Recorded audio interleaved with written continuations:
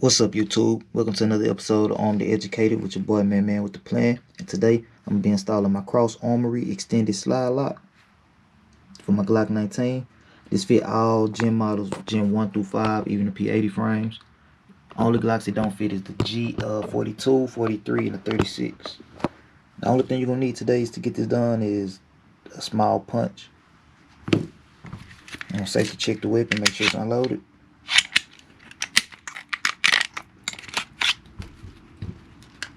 You want to take this small punch and you want to push down on this spring right here. Pushing down on the spring, slide to the side.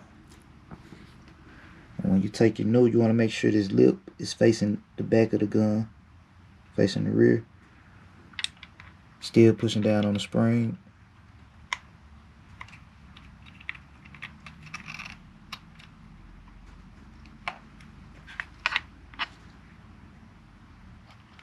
Just like that.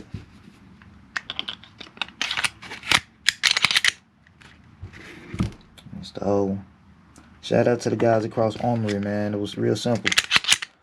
Nicely designed. And easy to use. Alright, if that video was helpful, like, comment, and subscribe. Alright, peace.